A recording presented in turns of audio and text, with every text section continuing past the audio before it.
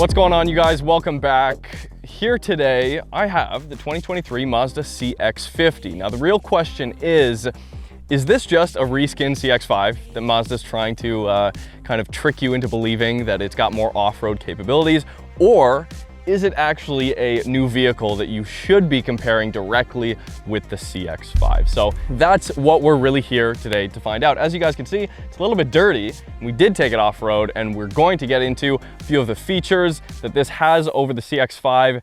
Let's get in and go for a drive.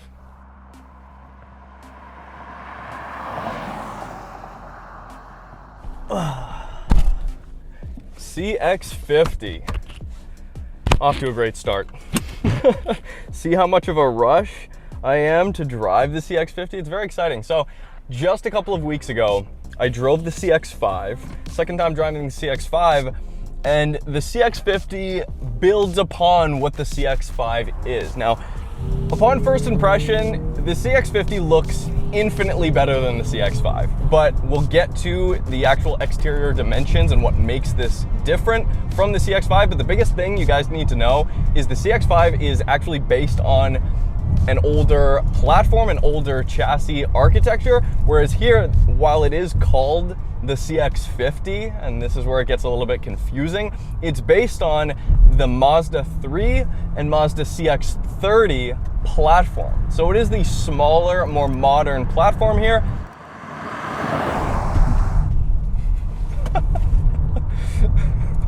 So what you get with that is a much better handling SUV, compact SUV here. The CX-5, even the top model, it's just in the name, signature, right? That kind of gives off and tells you a little bit of the story, whereas here the CX-50 GT gives the impression that it will go quicker and is a little bit more agile both on and off road. So under the hood is the same, what we've come to love now, the Skyactiv G, 2.5 liter turbocharged 4-cylinder engine.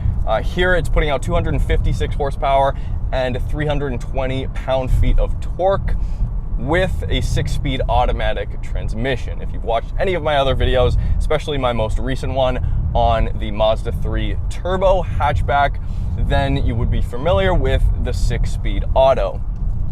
You can put it into manual mode here. It's fairly responsive, not quite as responsive as some of the other either dual clutch transmissions that we're used to, or even some of the other conventional transmissions, but that have more gears and quicker transmission tuning.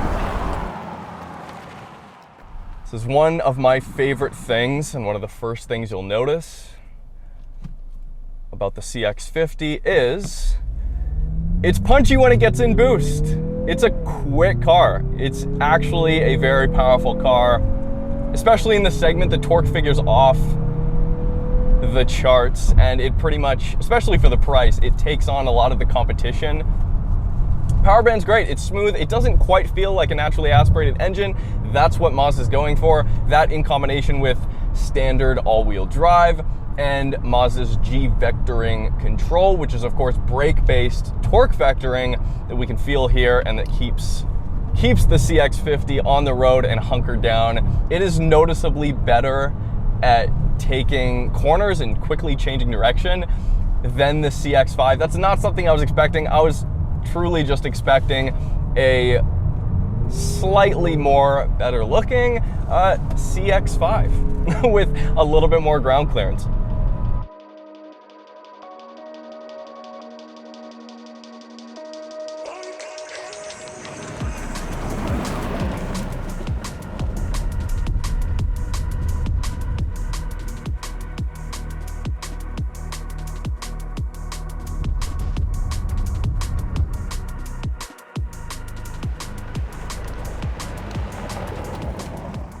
All right, let's take a look around the CX-50. Big changes here. First off, it looks way better. It's a little bit subjective, but I do want you guys to comment down below, let me know what you think. So first off, it does carry over these new lights that we saw on the CX-5, the kind of half boomerang shaped lights. I think they look much more aggressive than the previous generation.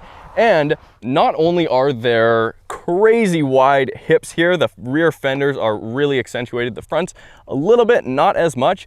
Now, the CX-50 is actually 3 inches wider than the CX-5. So it isn't just all visual here.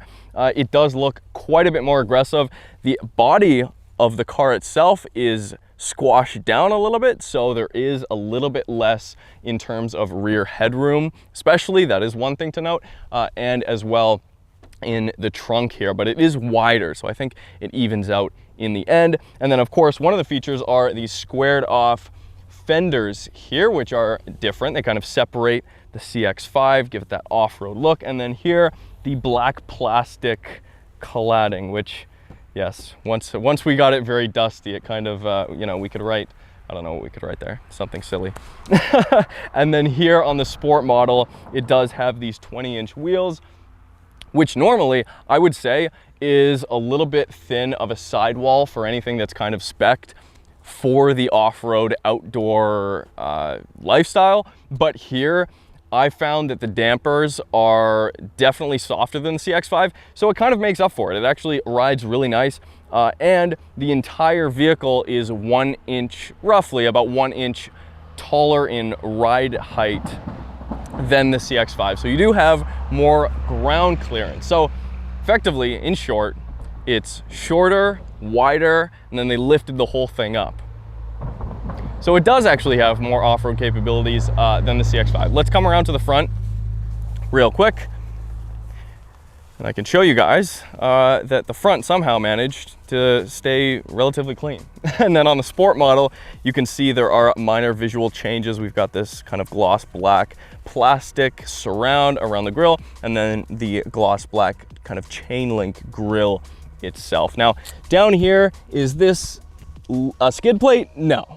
They kind of trick you a little bit, visually speaking. It has that kind of skid plate look to it, but no, this isn't a skid plate. It's not that hardcore. And lastly, it is worthy to note, those vents on the rear fenders, they're fake vents. So let's get back on the road, finish up the drive.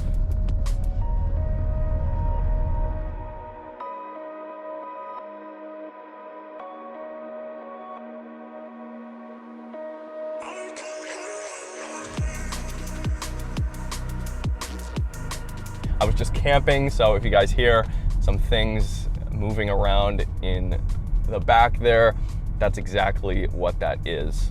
I figured, you know, it would be a little bit of a lost opportunity if I didn't at least get the CX-50 a little bit dusty. Ooh, bright red Lotus Evora.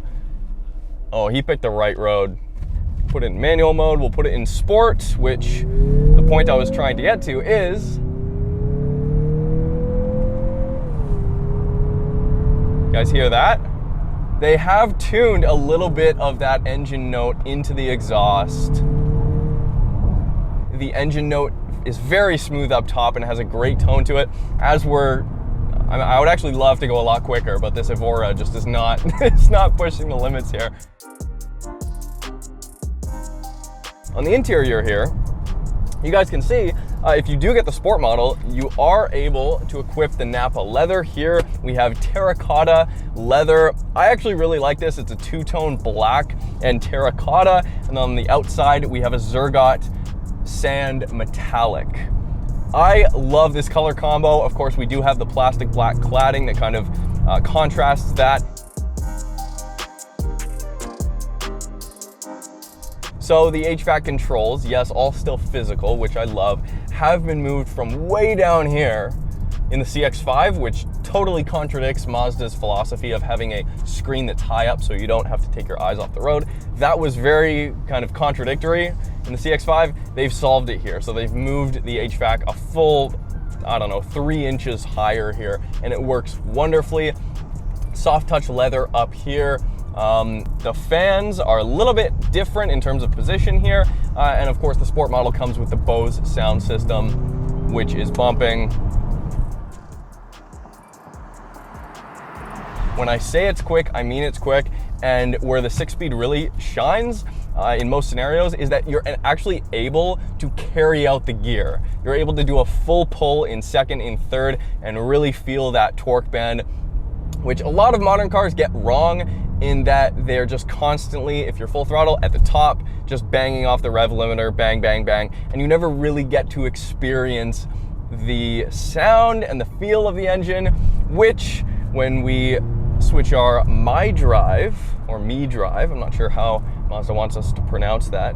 I'll call it Me Drive. It's about me, you guys.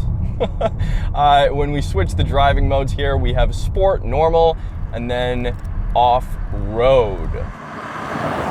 So here in Canada, the standard base model, naturally aspirated Skyactiv G 2.5 liter CX-50 starts at right around $38,000. The base price for the sport model starts at $43,000. And then this one we're driving here today with the turbo engine is $45,000 Canadian. So if we compare just real quick, base price to base price CX-5 to CX-50, the CX-50 is about $4,000 more than the CX-5. So it is more, and depending on your lifestyle, it might be worth it. That's the big question there. What are you going to use it for?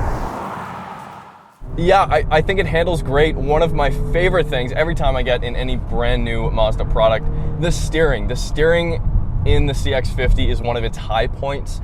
Here it feels awesome, and it's softer than the CX-5 on the road. It seems to soak up bumps much better. It's just cool. It's a great jumping off point for Mazda to be like, you guys in North America, we're looking at you, and this is exactly why they built the CX-50, is for the North American kind of outdoors market. I think they could do a lot with this. The engine's fine. Maybe in the future, I would say transmission would be next. I think this is what most people need. And it has a great glass roof here. Although, I will note, this sunroof only comes back about halfway here. So you only get about half a normal sunroof when compared to a standard, your standard sunroof that you would expect. So that kind of sucks. Anyways, you guys, thank you so much for watching. Hit me up on Instagram if you want to see what I'm driving on a day-to-day basis. Driving some exciting things coming up. Hopefully a Lexus IS 500 and an Aston Martin DB11, fingers crossed. So that's going to be fun, and a few other cars. So thank you guys so much for watching. We will see you very soon.